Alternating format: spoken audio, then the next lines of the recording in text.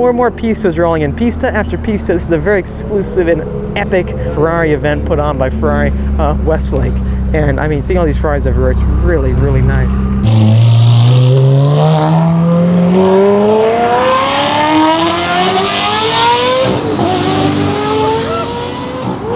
Check that out, guys. So the SF90 actually has heads-up display. I did not know that. And if you look at the intricacies with that, I mean, the carbon fiber weave, it looks absolutely incredible. I mean, this vehicle, it is a hybrid, right? But it's got 1,000 horsepower. And with that being said, I mean, this is like the pinnacle Ferrari you can buy right now. New exposed carbon fiber on the rear wing. And then the one thing I love about it is look how far down that engine actually sits. It's way down there. I mean, it's unbelievable. You can see all the orange lines everywhere. And the Ferrari badge, it's got the actual official special striping on it, the silver striping. But carbon fiber absolutely everywhere. I mean, this spec is really nice. This car runs 9-second quarter miles. Imagine this on the racetrack. Cup 2 tires, complete carbon ceramic brakes, and then the massive, massive intakes that dwarf the F8s. And then the seats too look really, really nice. It's got like a exoskeleton design with the carbon fiber bucket, just like my McLaren 600 LT. Then it's got the Ferrari 7-year genuine maintenance program. You can see up close what this special design package actually gives you. Unreal. Look at the yellow or the gold on this SF90. This is the best color I've seen yet. Oh my gosh. Okay, I made up my mind. This, in the future, we are going to get an SF90. After we get the Z06 and etc. And then possibly the 296. I want to try to work my way up through all the Ferraris. But maybe just get the SF90. Unlike anything else. It does not have the exposed carbon fiber, but this car is just, I can't wait to find out what it can do at the racetrack. Like Laguna Seca, are we going to see a faster lap time than the Senna? It's got much more horsepower, right? And downforce is incredible. Look at the silhouette right here with the intake. See how it kind of goes down and around and up over the intake and then back forward. That is so cool. And then the actual handles now are blending with the body, so it's no longer sticking out like the other Ferraris out there. Full exterior overview of the Ferrari Roma. Now, as you can see up close, it swoops straight down just like an SF90, and you've got this iconic, very new and fresh front grille that has these rectangular inlets right here that are actually colored. And then underneath that, you have a traditional meshing and then a red accent on the middle of the front splitter. So it's very, very cool and unique, the design that they went with for this car. Please let me know in the comment section down below, what do you guys think? Now, overall, this is a GT car. You know, it's not meant to be the most aggressive supercar, meant to be hardcore for the track. You have cars that like the F8 for that. This is meant to target a different audience. This is for someone who wants a very nice and comfortable, yet sporty and fun Ferrari that you can cruise up and down Rodeo Drive or along the coastline here, or just go to work and have your family come along with you and be comfortable yet practical. So with that in mind, this is a great all-around car. It's not too focused in the sense of you don't want to drive it every day. This is a Ferrari that you can drive every single day and it will not beat you up for it. That being said, you have massive Pilot Sport 4S tires in the rear, 285 35/20s with carbon ceramic brakes and yellow brake calipers. I really do enjoy these versions of the Ferraris because, you know, you have the Ferrari California, the Portofino, and this is so new and so fresh. And with that being said, it takes a lot of technology from like the SF90 and so forth. This is a new generation Ferrari. So you know what? Let's hop inside and see what it's like to drive. Alrighty, here we are about to drive the all-new Ferrari Roma. And we are actually here with the owner, Ramin, super cool guy. And this spec is absolutely unbelievable. I love the Ferrari badging down below and all the Alcantara. But hopping inside, first time actually being in the Roma, and I am very, very impressed. It looks very nice. Same steering wheel basically out of the new SF90 and a fully electronic display. Nonetheless, this is the key, really cool looking key. Maybe if I put the key down right here in the cup holder, it should be all set. But anyways though, I think right here in the middle it says engine start. Let's go and turn it on. Oh wow, I didn't push it down, I just touched it and it turned on. Unbelievable. That's really neat how when you touch the engine start button, like it's not like a button. It's not you just touch it and it'll actually just turn on like a touchscreen. That's right. I like that a lot actually. Wow, that's very, very nice. Is there a keyhole? Because I'm on the pistas. This is it. Oh, so it's actually vertical the entire time. That is super cool, man. Oh my gosh. So I gotta ask you, is this the first Ferrari you own? Yes. Wow, so you really went after a really awesome version, because this just came out, right? And Exactly. I really haven't seen any of these driving around. And it just, honestly, it looks unreal. So anyways, is the park and brake off or on? No, just It's off.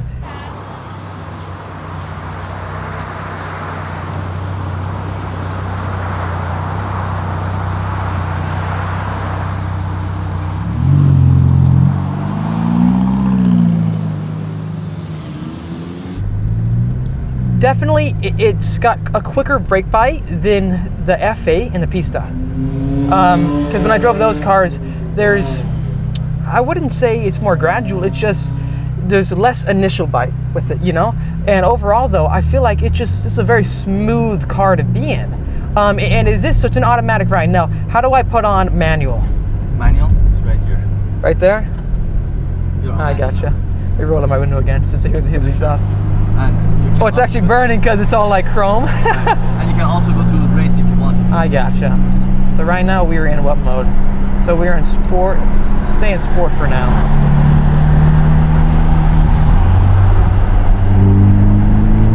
Oh wow, yeah, it feels very nice with the throttle response. Wow, it just feels like a very comfortable car. I understand why you would get in this car and just want to drive it everywhere, right? Exactly, everywhere. Suspension feels very tidy. Brake bites instant again. It feels like I don't want to say the F8 in the sense of the power delivery when you get on the throttle, but it reminds me of it in a weird way. I think it's more so the exhaust too. But in general, it's interesting being in a front engine Ferrari, isn't it, versus like the mid-engine ones? Right. So when you drove the SF90, what did you think about it?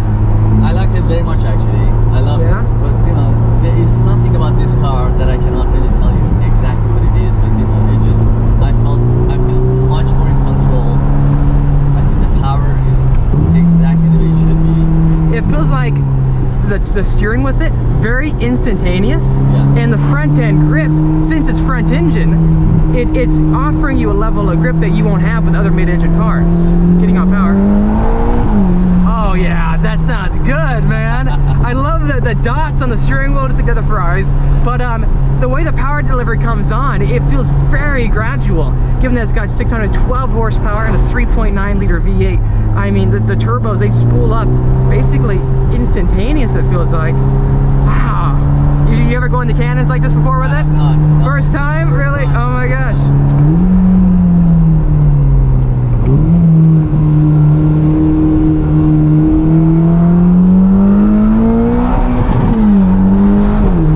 Wow. Feels very nice. That's one thing, you gotta learn how to modulate the brake pedal. The DCT, I mean, it shifts so instantaneously, so quickly. I love the way it feels, man. It's not like one of those things where you get inside of it and you go, oh, this is going to be the comfort-oriented Ferrari in the sense, I'll go slower here, little rocks. In the sense of like, it's not going to be edgy, but it feels edgy at the same time, you know? Like, you can open it up and the car comes alive. But the brakes, again, they feel much more instantaneous than they do inside the F8 and other cars. But again, the front end grip, it feels very just hooked up and confidence inspiring.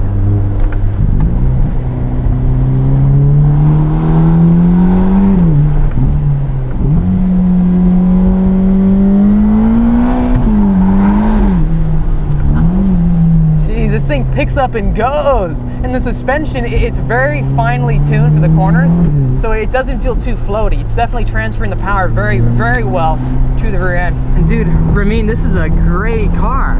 I really am enjoying it. I gotta ask you, so what made you want to buy the Roma? Well, I've been driving, I used to drive Porsche for so many years, and I test drove this car once, and I said, this is it. Yeah. The power is amazing, the response is amazing, the handling is great. So The handling is amazing. yeah, so there was nothing that I could say this is not it. And also this is an everyday car. so I can use it every day. I don't have to basically park it in my garage. Dip right just there. use it on weekends. So it had everything that I wanted in a car, and this is it. So I guess that really sums up what this car offers, because you couldn't get this level of comfort and practicality in a F8, I don't think. But again, I really appreciate the chance to drive this car, man. Sure. It feels very, very nice, very hooked up, and you can just tell with the front end grip that it just wants to grip all the way. What are these roads? Do you like them? I love it. I'm gonna come and drive it myself. Very technical, right? Yeah. Could you better explain your request, please? Oh, you're doing the voice commands. Pressed it by mistake. Oh gosh. It's okay. I think there's a lookout point. Could you better explain your request, please?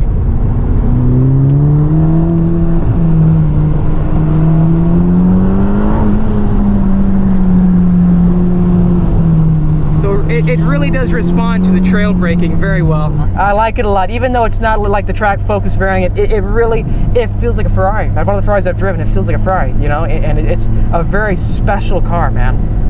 I think I should exchange it with F8. It depends. Do you like cornering like this, or do you prefer? Well, I like it, but I don't drive like it. Of course, I don't get the opportunity to drive like it. You know. Well, it always opens up a door in the sense of that you can look into trying to learn how to, you know, drive faster and faster. Right. That in mind. The Ferrari definitely, it's less floaty with the suspension.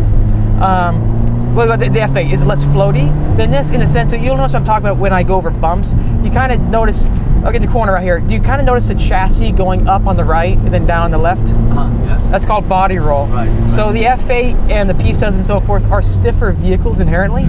So it's more planted and firmed in the corners.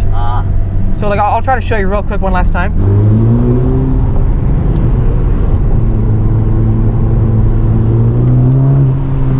Kind of feel the rotation with the car. The power feels very nice. It serves exactly what they're trying to do. I wasn't sure how it was going to resonate as a package, but getting inside of it, driving it, the displays, it reminds me of the SF90 completely, the technology. It feels like with the interior, it's no longer the dated 458 platform with when you can set like a 458 or other car. It's got the same interior for like 10 years. This is all brand new, right? And with that in mind, it comes together so well. And if you want that daily commuter, this is a Ferrari for you for the practicality as well. But if you want to go to the canyons and stuff, I do think that the F8 is inherently, more suited for that. Does that make any sense? Absolutely. You don't have as much weight in front of those back rear wheels, right? So the difference is that the engine's up here, so you have great front end grip, right? You can turn the car so hard and steer it, right? But the tail end will feel like it'll get a bit loose. And a few times, like even up here, kind of kicked out a little bit. But in the other platform, mid-engine, that helps with the rear end grip. I still like this car a lot. So if that was sport mode, if I turn on race, so I change the display up there, this steering wheel is very nice, actually, man. I think like they have made it like futuristic in a good way. So some of these cars, you get inside of them, it's like, what the heck? The plaid. You seen the plaid steering wheel? It's like a. Right. Yeah, have you seen it before online? Yeah. It's the weirdest thing. Love the display right here. So it's fully digital, as you can see, and you can click on all these buttons and it'll change. Actually shows what you see actually looks like. It shows your heating. So these are heated seats as well. So you have navigation. This is very high tech. I like this a lot. Climate. Let's see, audio for music. So right here, this is your music bar for the audio. So up and down. And this is so cool. Reminds me of the classic, well, early like Ferrari 360s and etc. Because the way it's designed, we pull these little switches down. It's kind of small, to be honest with you, but it's really nice. That key right there is just.